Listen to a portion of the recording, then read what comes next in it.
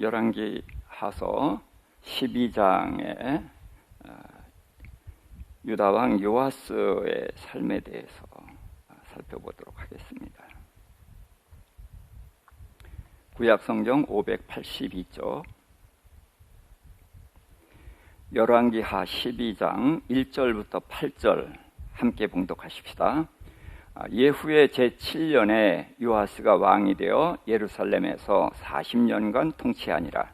그의 어머니의 이름은 시비아라 브엘세바 사람이더라. 요아스는 제사장 여호야다가 그를 교훈하는 모든 날 동안에는 여호와 보시기에 정직히 행하였으되 다만 산당들을 제하지 아니하였으므로 백성이 여전히 산당에서 제사하며 분향하였더라. 요아스가 제사장들에게 이르되 여호와의 성전에 거룩하게 하여 드리는 모든 은 곧 사람이 통용하는 은이나 각 사람의 몸값으로 드리는 은이나 자원하여 여호와의 성전에 드리는 모든 은을 제사장들이 각각 아는 자에게서 받아들여 성전의 어느 곳이든지 파손된 것을 보거든 그것으로 수리하라 하였으나 요아스 왕 제23년에 이르도록 제사장들이 성전에 파손한 데를 수리하지 아니하였는지라. 요아스 왕이 대제사장 여호야다와 제사장들을 불러 이르되 너희가 어찌하여 성전에 파손한 데를 수리하지 아니하였느냐? 이제부터는 너희가 아는 사람에게서 은을 받지 말고 그들이 성전에 파손한 데를 위하여 드리게 하라. 제사장들이 다시는 백성에게 은을 받지도 아니하고 성전 파손한 것을 수리하지도 아니하기로 동의하니라. 아멘. 유다왕 요아스의 이제 흐름을 생각하시죠. 유다왕에게 이제 3대 선한 왕 중에 하나가 여호야다죠.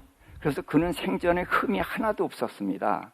다만 이스라엘 왕, 하나님이 미워하는 이스라엘 왕 아합과 친했다는 것, 그것 말고는 그처럼 통치를 잘한 왕도 없었고 깨끗하게 완벽하게 왕 노릇을 제대로 한 사람이 없어요. 그래서 3대 선한 왕으로 꼽히죠.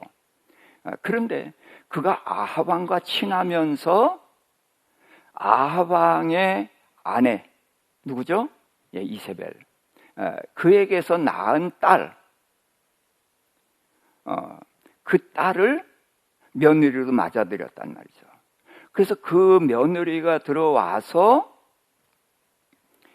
요람 왕과 이제 그 여호야다의 아들 요람 왕과 결혼을 했는데 요람 왕이 아주 악한 왕으로 왕노릇을 했죠. 그래서 8년 동안 왕노릇 하다가 죽었는데 아끼는 자 없이 그렇게 죽었단 말이에요. 그래서 한 나라의 왕이 아끼는 자 없이 죽고 그의 아들 이제 아하시아가 왕이 됐는데 그 아하시아 왕도 그 아합 왕의 아들이 다쳤을 때 병문안 갔다가 거기서 죽게 되죠. 자, 그러니까 이 아달랴가 자기 아들이 죽으니까 다른 그 왕자가 여러 아들을 낳았는데 모든 왕자를 깡그리 다 죽이고 자기가 왕이 됩니다. 그래서 다윗의 혈통이 끊어질 뻔했어요. 근데 다윗이 혈통이 끊어지는 것은 이건 다윗의 왕의 개인 문제가 아니라 이건 하나님의 문제예요.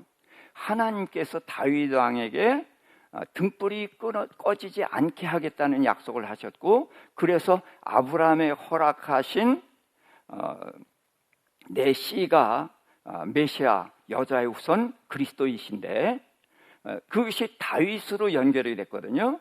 그래서 다윗의 후손에서 메시아가 오시고 그리스도가 오시기로 언약을 하신 거예요. 근데 그 후손을 깡그리 죽인 게 누구냐 하면 바로 아달랴라는 거예요. 그렇게 해서 깡그리 죽는 것인데 이제 그 하나님에 의해서 그것이 끊어지지 않고 요아스가 이제 살아남았는데 그것을 제가 이제 제사장 이름과 제사장의 아내 이름 또 요아스라는 그 왕의 이름을 가지고 설명을 했었죠. 하나님께서 맹세하셨어요. 그리고 하나님이 그것을 아셔요. 그러니까 맹세하신 걸 아시니까 그게 뭐예요? 메시아가 와야 되는데 아달랴가 그걸 끊어버린단 말이죠. 그러니까 하나님이 아시고 하나님이 맹세하셨으니까 어떻게 하겠어? 끊어지게 놔두지 않죠. 그래서 요아스를 숨겨놔서 대를 잇게 하셨단 말이에요. 그러니까 하나님이 아니셨으면 대가 끊어지는 거예요. 근데 그 일을 누가 주동이 된 거예요? 바로 왕이 여호야다가 그런 일을 저질렀기 때문에 저는 그를 선한 왕으로 보는데 이의를 제기한다. 이제 그것을 제가 강하게 주장을 합니다. 자, 그래서 이제 요아스가 왕이 됐습니다. 왕이 됐는데 그가 여호야다가 살아있는 동안에는 여호와 보시기에 정직히 행하였다. 그러면서 이제 산당을 제하지 않았다 그러는데, 산당을 제하지 않은 것은 사실은 여기쯤에서부터 하나님이 말씀하셨지 그전에는 말씀하신 적이 없어요. 솔로몬도 산당에서 제사를 지냈거든요. 그리고서 여러 왕들에게 산당이 그냥 있었어요. 그러니까 성전이 생기고서도 각기 자기 마을에 그 산당이 있어서 그곳에서 제사를 드렸단 말이죠. 그게 그냥 넘어왔던 거예요. 근데 하나님이 지금 이제 요아스 왕 때에 그것을 제하지 않았다라고 지적을 하시는 거니까 요아스의 문제이기도 하지만 이건 쭉 내려온 전통 같은 것이에요. 그러니까 요아스를 특별히 나쁘다고 할 수가 없습니다. 이후에도 이건 계속됐거든요.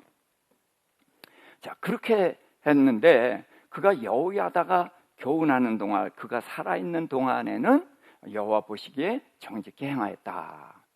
그래서 이제 요아스가 이제 왕이 되고 언젠가 이제 제사장들에게 여호와의 성전에 거룩하게 드리는 그 돈을 받아서 그것을 가지고 이제 성전을 수리하자, 그렇게 제안을 했어요. 그런데 요아스 왕이 23년이 되도록 그랬는데, 그러니까 그 제사장들에게 이야기하고 그 기간이 얼마인지는 몰라요. 그런데 지금 왕이 된 지 23년이거든요. 그랬을 때 지금은 그러니까 30세가 된 거죠. 왕이 7살의 왕이 됐으니까 그때가 되도록 제사장들이 성전 수리를 안 했다는 거예요.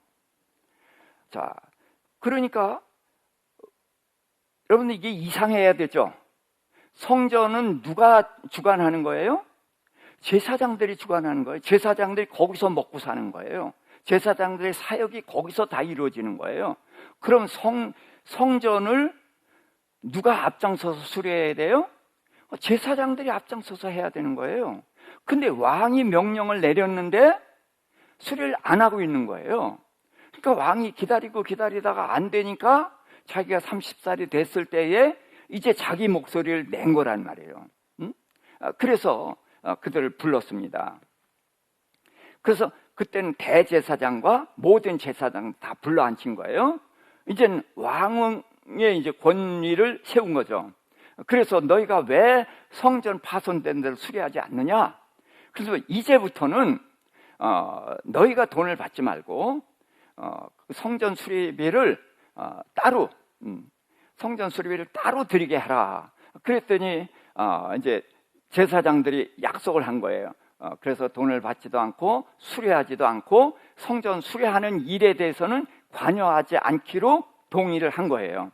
그랬더니 이제 대제사장 여호야다가 나서가지고 궤를 만들었습니다. 그래서 성전 입구 있는 한쪽에다가 그 궤를 넣었어요. 그래서 거기에는 성전 수리를 위한 돈, 물론 헌금입니다. 자, 우리의 헌금이 11조, 뭐 여러 가지 감사헌금도 있고 선교헌금도 있고 구제헌금도 있고 여러 가지 있잖아요. 그런 명목으로 성전 수리 헌금을 그 궤에 넣게 한 거예요.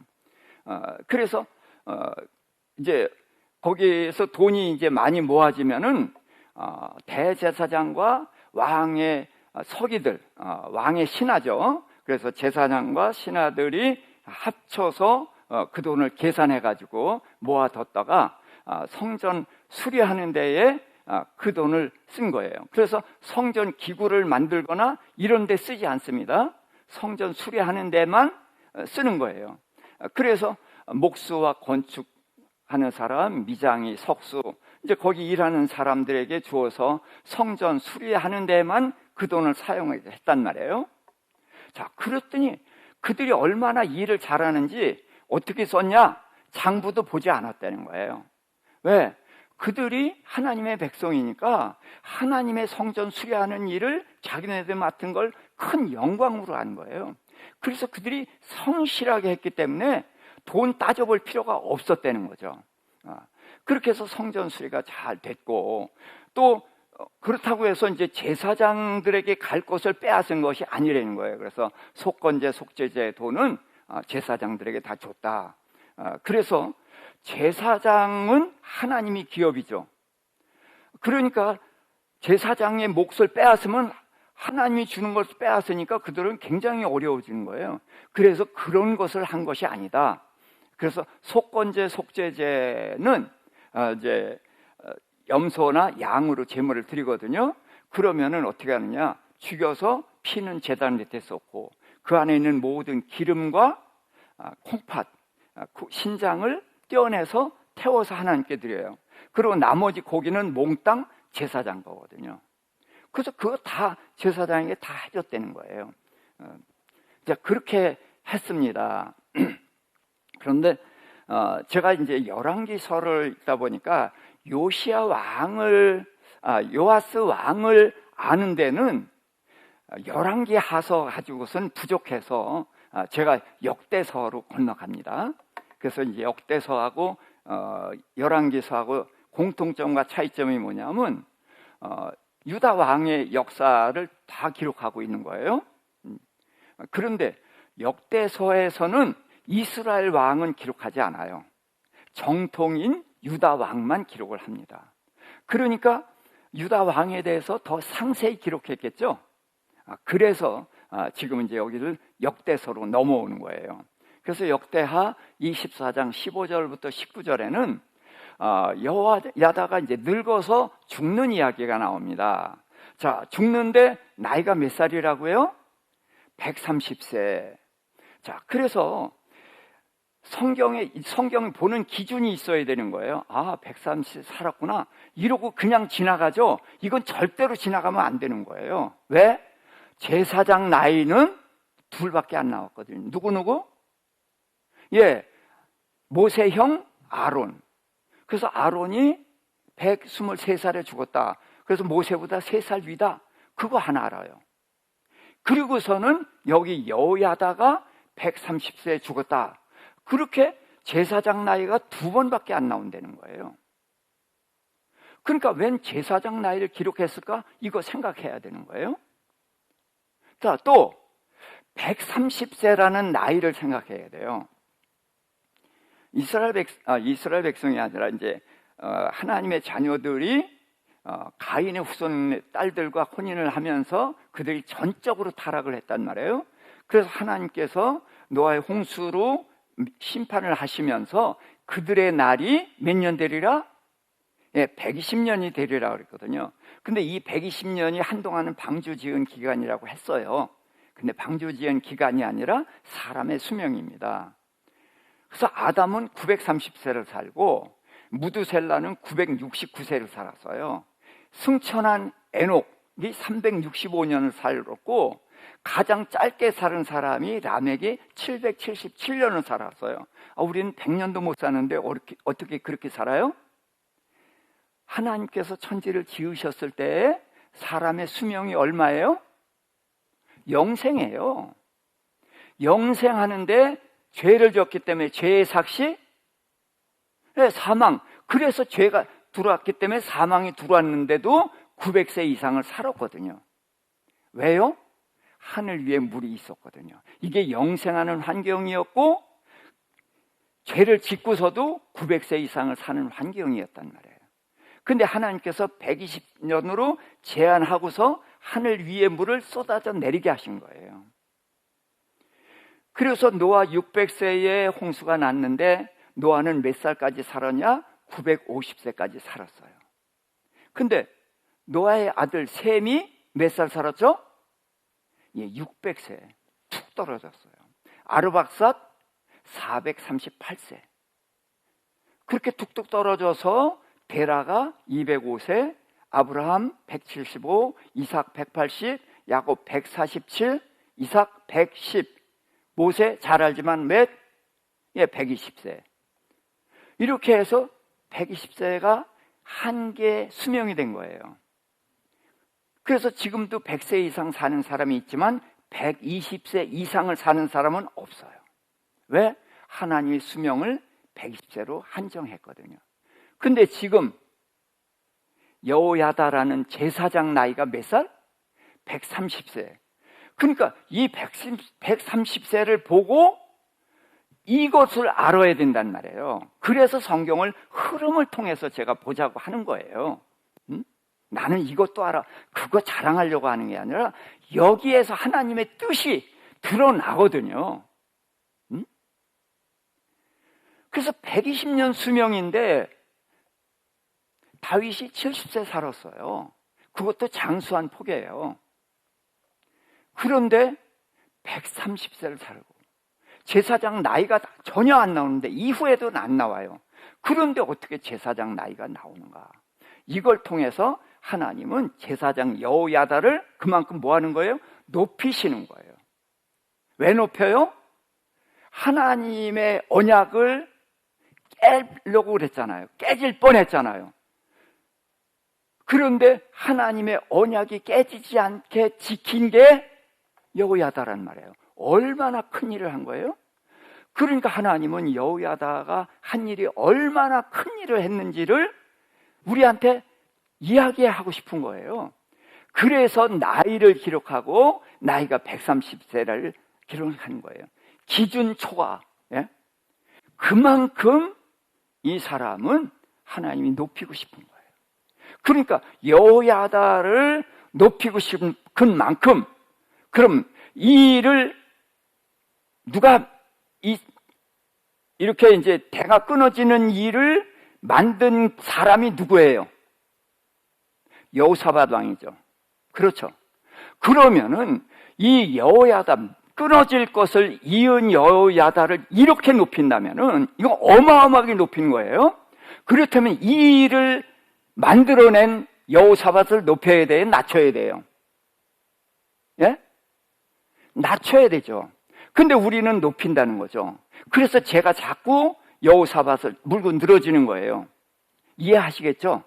여호사밧 끌어내리고 내가 올라가려고 한 게 아니라 하나님의 뜻을 알자는 거예요. 자, 그래서 그를 왕의 묘실에다가 장사 지내거든요. 제사장인데 왕의 묘실에 세웁니다. 그만큼 이 백성들도 그를 높이는 거예요. 그가 한 일이 뭐냐? 이스라엘과 하나님과 성전에 대하여 선을 행하였다. 예? 그러니까 그가 제사장으로 살 수 있는 모든 일을 다 했다는 거예요. 그래서 그를 높입니다. 자, 그런데 이제 그 여호야다가 죽은 후에 유다 방백들이 와서 왕에게 절했어요. 절만 했을까요? 아무튼 쓴 대로 보십시다. 절했더니 왕이 그들의 말을 듣고 하나님 여호와의 전을 버리고 아세라 목상과 우상을 섬겼다. 자, 방백들이 절을 했더니 하나님의 성전을 버리고 그쪽으로 갔어요. 왜 그랬을까요? 그러니까 방백들이 절을 하면서 무슨 말을 했겠죠. 근데 그 말에 공감이 되니까 그 말을 따라가서 하나님을 버린 거죠. 자, 그렇다면 그 죄로 인해서 이제 진노가 예루살렘에 임했고, 자, 그런 후에도 하나님께서는 선지자들을 계속 보냈어요. 그래서 선지자를 보내서 다시 여호와께로 돌아오라고 그렇게 하려고 했어요. 그래서 선지자들을 보내서 계속해서 권면도 했고 경고도 했는데 역시 듣지 않았다. 이상하죠? 응? 그가 하나님을 위해서 열심을 냈던 사람인데 왜 이렇게 갑자기 변해가지고 그토록 선지자들을 보내서 권하는데도 듣지 않을까? 자, 그래서 어떻게 됐어요? 그래서 이제 하나님의 영이 이번엔 누구한테 임했냐면 제사장 여호야다의 아들 스가랴에게 임했어요. 그래서 그를 감동하니까 스가랴가 이제 백성들과 왕 앞에서 이렇게 이제 말씀을 전하는 거예요. 너희가 어찌하여 여호와의 명령을 거역하며 스스로 형통하지 못하게 하였느냐? 너희가 여호와를 버렸으므로 여호와께서 너희를 버리셨느니라. 이렇게 하나님의 말씀을 선포했어요. 그랬더니 그 무리가 왕을 충동을 하니까 왕이 명령을 내려갖고 죽여. 그래가지고 그를 성전 뜰 안에서 죽였단 말이에요. 자, 그러니까 예수님이 말씀하신 게 있죠. 제가 그 구절을 못 써놨네요. 여기다가 예수님이 잠시 여기다 써놨나 모르겠다. 네, 여기 써있네요. 마태복음 23장 35절 함께. 그러므로 의인 아벨의 피로부터 성전과 제단 사이에서 너희가 죽인 바라기아의 아들 사가랴의 피까지 땅 위에서 흘린 의로운 피가 다 너희에게로 돌아가리라. 자, 이렇게 말씀을 하셨어요. 자, 어디에서 사가랴가 어디에서 죽었어요? 성전 안에서. 그러니까 여기가 뭐예요? 성전과 제단 사이에서 죽었죠. 사가랴 맞죠? 근데 뭐가 달라요? 아버지가 누구예요? 아버지가 여호야다예요. 그런데 예수님은 아버지를 누구라고 했어요? 바라기아라고 했어요. 자, 그러니까 예수님이 틀릴 리가 있어요, 없어요? 예수님이 틀릴 수는 없어요. 그렇죠? 분명히 사가랴하고 제단 사이에서 죽은 거 분명한데 아버지 이름이 달라. 그러면은 우리가 이거를 바라기아가 아니라 여호야다라고 해야 돼요? 바라기아의 아들 사가랴가 있을 거라고 찾아봐야 돼요. 예, 찾아봐야 됩니다. 그래서 스가랴서를 찾아본 거예요. 1장 1절입니다. 시작. 다리오 왕 제2년 8째 달에 여호와의 말씀이 이또의 손자 베레기야의 아들 선지자 스가랴에게 임하니라. 이렇게. 자, 스가랴, 사가랴 다르죠? 근데 우리가 히브리어를 알아야 돼요. 히브리어는 뭐가 중심으로 되어 있다고요? 자음과 모음, 뭐 중심? 예, 자음 중심이에요. 모음은 중요하지 않아요. 그래서 샬롬, 솔로몬, 샬렘, 그게 다 같은 뜻이에요. 평화란 뜻이에요. 그런 것처럼 스가랴, 사가랴 똑같은 말이에요. 근데 아버지가 누구예요? 베레기야. 예수님은 바라기야. 그게 조금 다르지만 자음은 똑같죠. 그렇죠. 자, 그러고 생각해 보세요. 지금 여호야다가 죽은 그때 요아스가 왕일 때에 그때의 선지자들이 죽고 그 이후에는 안 죽었을까요? 지금 요아스 왕이 됐을 때에는 유다 역사의 전반부예요, 아직. 그럼 이 이후로 선지자를 죽인 일이 있었겠어요, 없었겠어요? 자, 우리가 이사야 선지자가 어떻게 죽었을 거라고 배웠죠? 히브리서 11장에 보면은 톱으로 켜서 죽임당한 사람이 이사야일 것이다. 그렇게 우리가 알고 있거든요. 그럼 이사야는 어느 시대예요? 히스기야 시대예요. 그러니까 이 요아스 왕 때에 죽은 사가랴가 죽은 선지자의 끝이겠어요? 아직 많이 죽었겠어요? 그렇죠. 앞으로 많이 죽었죠. 그러니까 여호야다의 아들 사가랴가 아니라는 거죠. 이해되시겠어요? 예. 그러니까 스가랴서는 뭐예요? 우리가 성경 목록 볼까요? 사가랴, 학개, 스가랴, 말라기 또 있어요? 없죠. 그러니까 38번째 성경이에요. 그러니까 포로로 잡혀갔다 돌아온 후란 말이에요. 그러고서 스가랴, 말라기서를 끝으로 암흑시대 400년이 지나가거든요. 그러니까 암흑시대는 뭐 이야기할 거 없으니까. 왜? 하나님이 선지자를 보낸 일이 없으니까. 그러니까 이 마지막 선지자는 스가랴일 것이다. 이해되시죠? 그래서 제가 말씀드리고 싶은 것은 뭐냐면 흐름을 통해서 봐야 된다는 거예요. 예. 제가 주장하는 건 이것입니다. 그래서 베레가의 아들 스가랴가 예수님이 말씀하신 바라기야의 아들 사가랴일 것이다. 그래서 그렇게 본 것입니다. 좀 다시 돌아가서 그를 죽였어요. 그래서 이제 그러니까 죽으면서 이제 하나님께 호소하죠. 여호와는 감찰하시고 신원하여 주옵소서. 신원하는 게 뭐예요? 복수해 달라는 거예요. 원수 갚아 달라는 거예요. 내 원한을 풀어주세요. 그러고 죽었거든요. 자, 그래서 24장 이제 역대합니다. 23절부터 27절에는 아람 군대가 요아스를 치러 적은 무리로 왔어요. 거기 조금 같이 읽어볼까요? 아람 군대가 요아스를 치려 적은 무리로 왔으나 여호와께서 심히 큰 군대를 그의 손에 넘기셨으니 이는 유다 사람들이 그들의 하나님 여호와를 버렸습니다. 이와 같이 아람 사람들이 요아스를 징벌하였더라. 그래서 아람 군대가 원래 막강합니다. 그런데 이 막강한 군대가 쳐들어온 것이 아니라 적은 수로 들어왔다는 거예요. 그럼 지금 유다의 군대가 훨씬 더 많은 거예요. 그리고 지키는 거고 저긴 쳐들어온 거고, 그럼 누가 이겨야 돼요? 지키는 데가 이겨야 돼요. 그런데 적은 군대로 쳐들어왔는데 많은 군대를 이겼다는 거예요. 왜? 하나님께서 그들을 적의 손에 넘겨주셨어요. 왜 넘겨주셨어요? 그들이 하나님을 버렸기 때문에. 그래서 너희가 나를 버렸으니까 나도 너희를 버려, 이 말씀인 거예요. 그래서 그를 징벌했습니다. 그래서 요아스가 이제 큰 부상을 입고 그러니까 이제 적이 버리고 갔어요.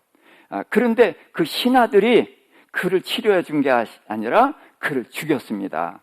그래가지고 그를 장사하는데 왕들의 묘실에 장사하진 않았다. 그래서 여호야다는 제사장인데 왕의 묘실에 들어갔고, 요아스는 왕인데 왕의 묘실에 못 들어가는, 여기서 그 대비되는 여러 가지가 나오죠. 그렇게 해서 왕의 묘실에 못 들어가게 됩니다. 자,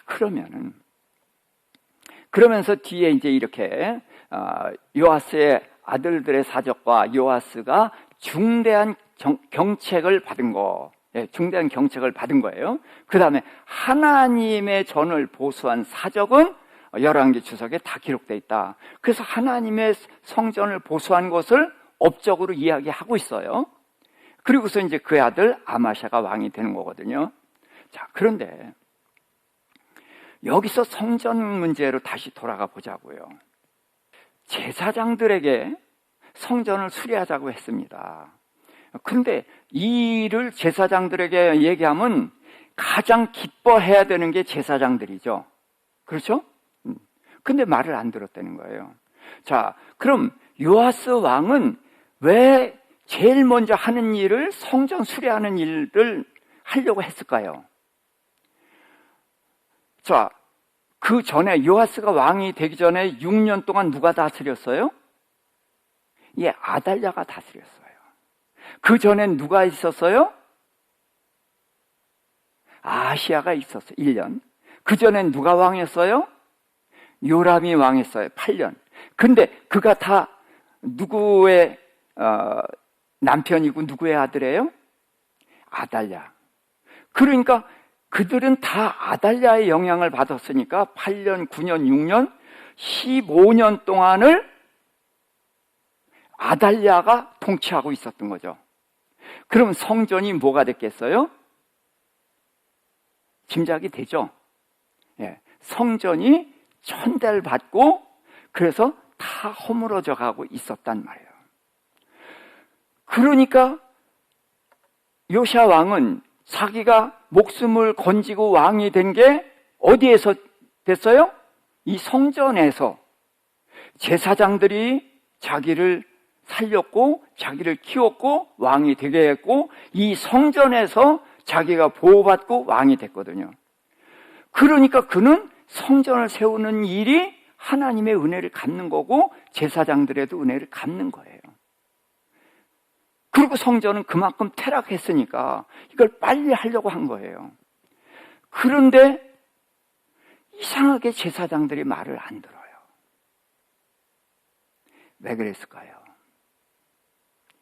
요시야가 왕이 됐습니다. 근데 제사장들은 언제부터 요시야를 봤어요? 예, 똥 싸고 오줌 쌀 때부터 봤죠. 그렇죠? 그런 까딱 잘못하면 죽는 요아스를 자기네들이 보살폈단 말이에요. 그러니까 어려서부터 기저귀 차고 뭐하고 그러는 거를 다 본 거예요. 그래서 자기네들이 왕을 세웠어요. 그러니까 사랑스럽죠. 그렇긴 하지만 왕다워요? 예, 왕답지가 않은 거예요.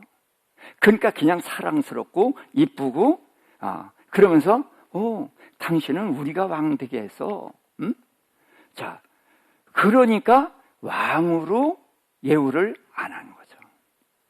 이해가 되겠어요? 자, 그런데 요아스는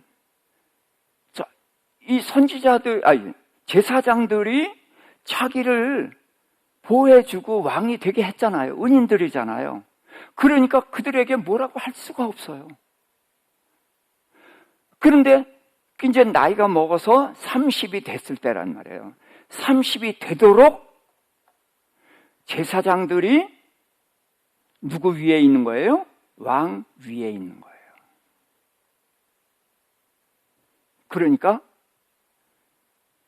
요아스 왕이 이건 아니다 생각을 해서 제사장 여호야다부터 다 불러서 따진 거죠. 세상에 이럴 수가 있느냐?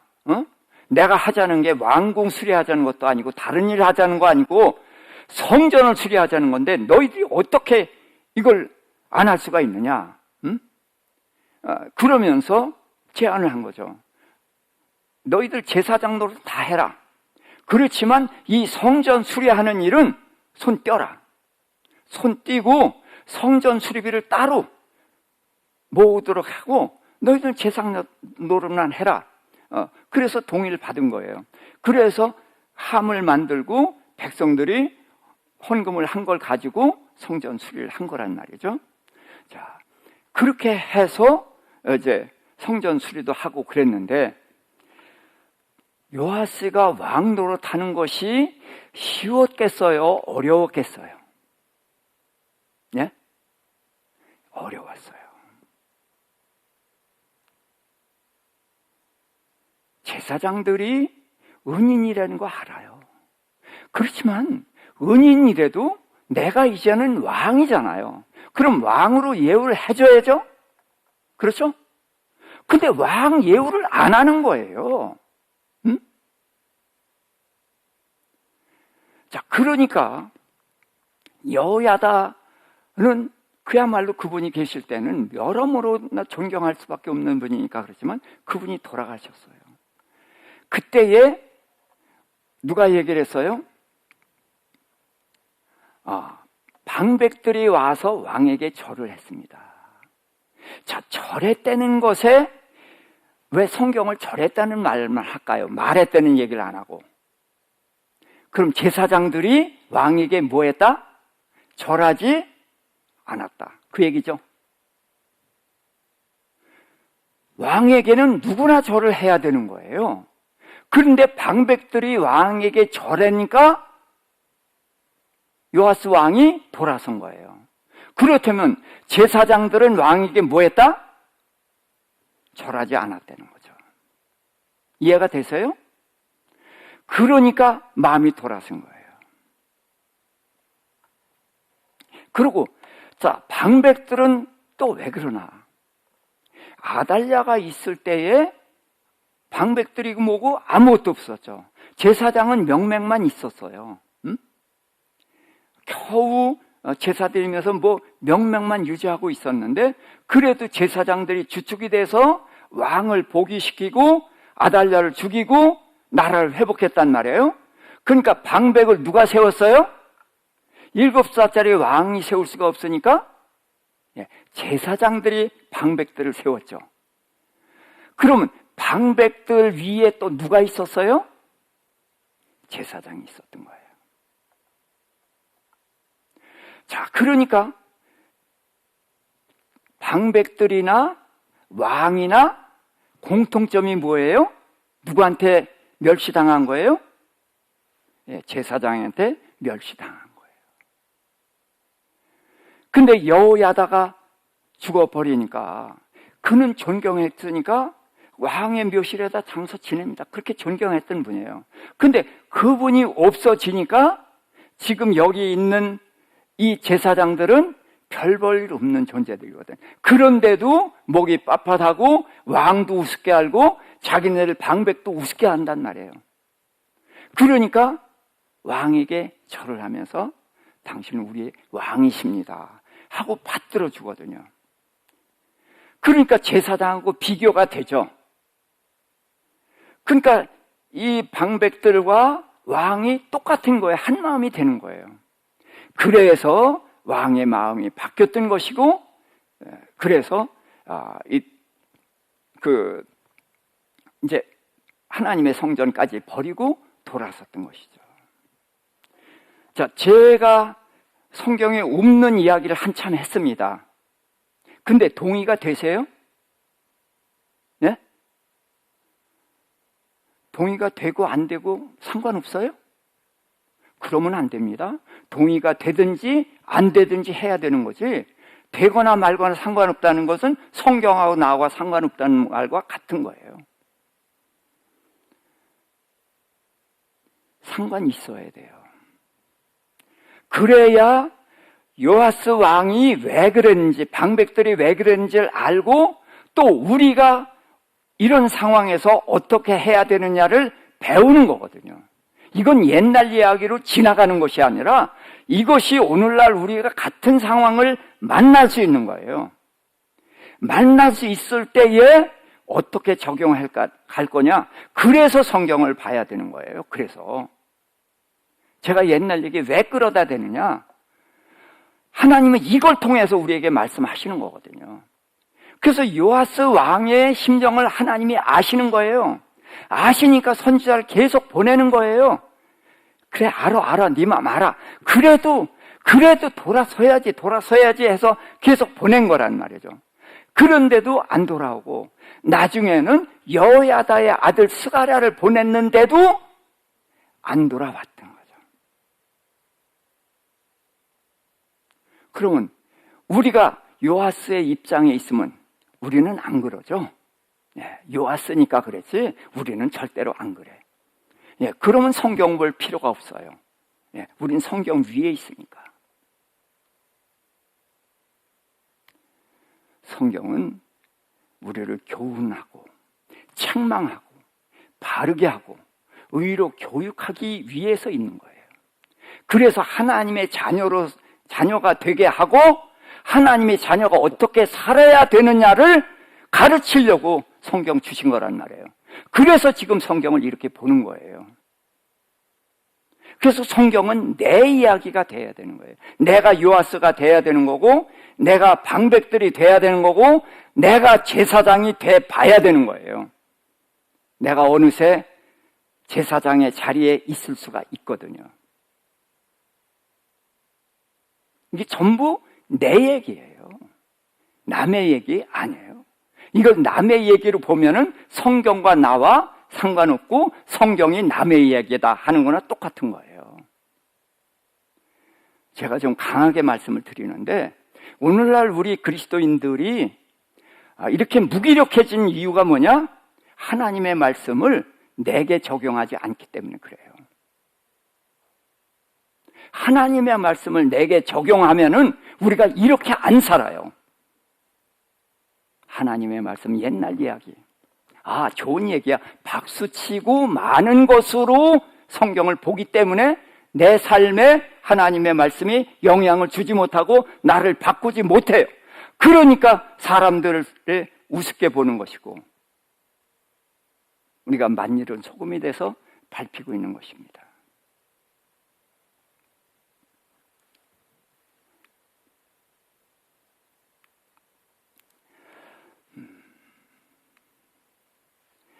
자, 잠언 18장 19절 같이 보겠습니다. 노엽게 한 형제와 화목하기가 견고한 성을 취하기보다 어려운즉 이러한 다툼은 산성 문빗장 같으니라. 노엽게 하면은 다시 화목하고 회복하는 길이 굉장히 어렵다는 거예요. 어떻게 어려워요? 성문 문빗장이라는 거예요. 그래서 성문빗장을 끼면은 이 성문을 못 열어요. 성문을 열었다 하면 성을 점령하는 거거든요. 그러니까 성이 점령되지 않으려면 이 문빗장 같이 튼튼한 게 없는 거예요. 그런 것처럼 한번 노엽게 해서 마음을 상하게 했으면은 그 마음을 다시 열는 것이 어렵다는 거예요. 지금 바로 누굴 노엽게 했어요? 제사장들이 요아스 왕의 마음을 노엽게 했어요. 요아스가 다른 일 아니에요. 성전을 중건하겠다고 한 거거든요. 15년 동안 학대당한, 그래서 버려졌던, 그래서 폐허에 가까이 되어온 그 성전을 회복하겠다고 하는데 방백들도 아는 제사장들이 그 말을 안 들었단 말이에요. 그랬을 때 요아스 왕의 상한 심령이 오죽했겠어요. 그러니까 그 심령이 회복이 되겠어요? 네. 그래서 산성 문빗장이 되게 한 것은 제사장들인 거예요. 갈라디아서 5장 26절입니다. 헛된 영광을 구하여 노엽게 하거나 투기하지 말라. 무슨 얘기냐면 제사장들이 우리가 나라 구했어. 맞아요? 틀려요? 맞아요. 우리가 왕 살렸어. 맞아요. 우리가 방백들도 세워줬어. 맞아요. 그렇죠? 그러나 그거 계속 우려먹고 있으면 안 된다는 거예요. 근데 이 제사장은 그걸 계속 우려먹고 있었단 말이죠. 그러니까 방백들도 돌아섰고 왕도 돌아섰고, 그러니까 왕에게만 돌 던질 일이 아니란 말이에요. 근데 우린 왕에게 돌 던지면 간단하잖아요. 요아스는 배은망덕한 왕. 그렇죠? 자기를 여호야다가 어떻게 살렸는데 그 아들을 죽여 배은망덕하게 이루 말할 수가 없죠. 근데 왜 그랬느냐는 생각 안 하고 요아스를 보니까 그렇게 봐버려요. 그럼 교훈을 어떻게 해야 돼요? 요아스는 배은망덕한 왕. 나는 그런 배은망덕 안 해. 그러면 성경 다 아는 거예요.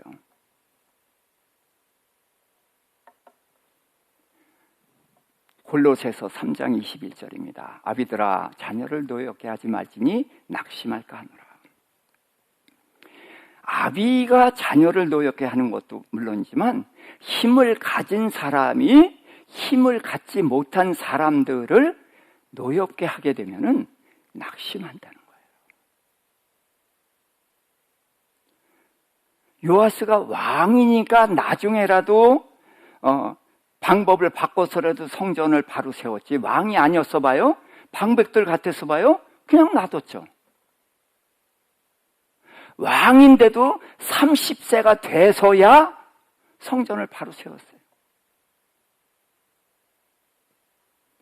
또 예레미야서 9장 23절 24절입니다. 무엇을 자랑해야 되나 그것을 말하는데, 지혜로운 자는 그 지혜를 자랑하지 말라. 용사는 용맹을, 부자는 부함을 자랑하지 말라. 자, 지금 지혜로운 자, 용사, 부자, 그거는 그들이 지혜를 가지고 있죠? 용맹도 가지고 있죠? 재물도 가지고 있죠? 그러니까 가지고 있으니까 자랑할 만하죠. 가지고 있으니까 자랑할 만한 거예요. 그런데 자랑하지 말라는 거예요. 왜냐? 자랑하는 자는 이것으로 자랑할지니 곧 명철하여 나를 아는 것과 나 여호와는 사랑과 정의와 공의를 땅에 행하는 자인 줄을 깨닫는 것이라. 자, 자랑은 뭐예요? 명철을 자랑하는 거예요. 근데 명철이 뭐예요? 머리 똑똑한 게 아니에요. 하나님을 아는 거예요. 하나님이 어떤 분인지를 아는 거예요. 하나님은 사랑의 하나님이고 정의의 하나님이고 공의를 행하시는, 이 땅에 공의를 세우시는 그런 하나님이라는 걸 깨닫는 것이 지혜란 말이에요. 그럼 하나님을 어떻게 알아요? 말씀을 아는 것이 하나님을 아는 거예요. 말씀을 알았죠. 요아스 왕은 배은망덕한 왕, 분명히 알은 거예요. 그대로 적용해요. 그런데 하나님이 원한 것이 그것일까요? 우리가 성경을 대부분 이렇게 보고 있거든요. 너무 빨리 답을 찾는다는 거예요.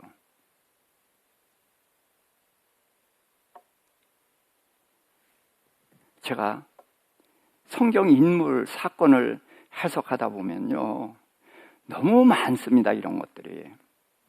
요셉이 착한 소년인데 형들이 팔아버렸다. 그러니까 요셉 착한 아들, 형들 나쁜 아들, 그렇게 봤어요. 근데 성경은 착한 놈, 못된 놈 이런 거 얘기하는 게 아니에요. 그건 동화책이나 그렇게 얘기해요. 착한 놈 속에 나쁜 것이 들어있고 못된 놈 속에 좋은 것도 있어요. 그게 성경의 복잡한 이야기예요. 자, 요셉이 종으로 팔려간 후에 종노릇하면서 감옥에 있으면서도 하나님이 나와 함께 계시니까 그 하나님을 믿고 견디고 이겨서 마침내 총리 대신 됐다. 맞죠? 아니에요. 우리가 그렇게 성경을 봤단 말이죠. 성경은 이렇게 써 있어요. 여호와께서 요셉과 함께 하시고 여호와께서 요셉을 형통케 하셨더라. 요셉은 주어가 아니에요. 하나님이 주어고 요셉은 목적어예요. 또 보디발이 여호와께서 요셉과 함께 하심을 보고 보디발이 여호와께서 요셉을 형통케 하심을 보았더라. 누가 주어예요? 보디발이 주어예요. 요셉은 목적어예요. 그러니까 보디발이 하나님이 요셉과 함께 하시고 형통케 하시니까 그래서 요셉을 중용한 거예요. 감옥에 갔을 때에도 그 간수장이 봤어요. 누굴 봤어요? 여호와를 봤어요. 요셉과 함께 하시고 요셉을 형통케 하시는 그 여호와 하나님을 봤어요. 그래서 요셉은 목적어예요. 근데 우리는 요셉을 주어로 봤다는 거예요. 그러니까 성경을 전혀 다르게 본 거예요. 요셉을 주어로 보니까 하나님 외에 똑똑한 요셉 알아보신 분이죠. 그러나 하나님이 주어예요. 요셉은 하나님이 요셉에게서 빼앗은 게 한 가지 있어요. 뭘 빼앗았을까요?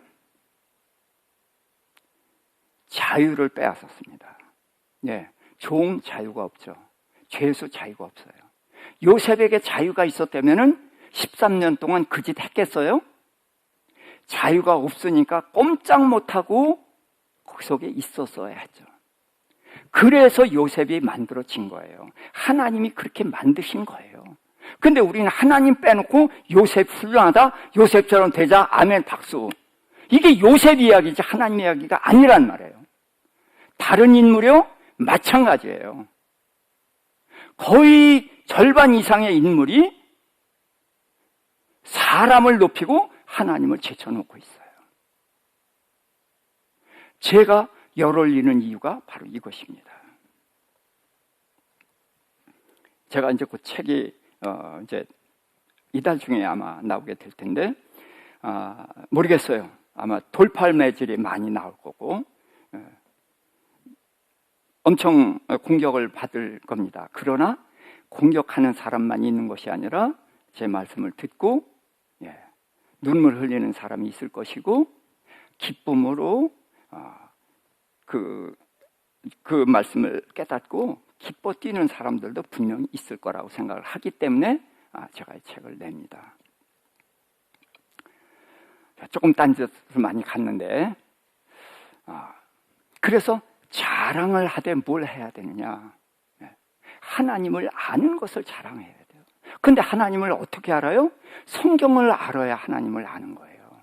근데 성경에서 우리는 하나님을 봐야 되는데 의외로 많은 사람을 보고 교훈을 얻어요. 이삭같이 순종하는 사람, 기도하는 사람이 되자. 그런데요, 순종하는 사람, 기도하는 사람이 아니에요, 이삭은. 지금 제가 전부 뒤집어 놓으니까 황당하시지만 황당한 만큼 저는 자신이 있으니까 이렇게 말씀을 드리는 거예요. 자, 고린도서 10장 12절입니다. 선줄로 생각하는 자는 넘어질까 조심하라. 제가 늘 조심하는 것이 이것입니다. 제가 언제 알았다고 생각하는데 나중에 보면 또 몰라요. 또 모르고. 그리고 지식은 교만하게 하고. 그래서 저는 저를 쳐서 늘 복종시키려고 애를 쓰는데 저도 늘 목이 빳빳해지려고 하는 걸 느껴요. 그래서 나는 나를 믿을 수가 없다. 그래서 하나님 앞에 무릎 꿇는 것으로 하나님 나를 붙잡아 주세요. 그렇게 하고 있는데요. 지금 제사장들은 자기네들이 나라를 세웠고 또 왕을 키웠고 왕을 세웠고 방백들을 세워서 나라를 새롭게 했어요. 자, 그러다 보니까 그것이 다예요. 끝이에요. 끝까지 그걸로 가는 거예요. 그것 때문에 남을 넘어뜨리고 결국은 자기네들도 넘어지는 것입니다. 잠언 4장 23절을 이렇게 말하죠. 같이 읽읍시다.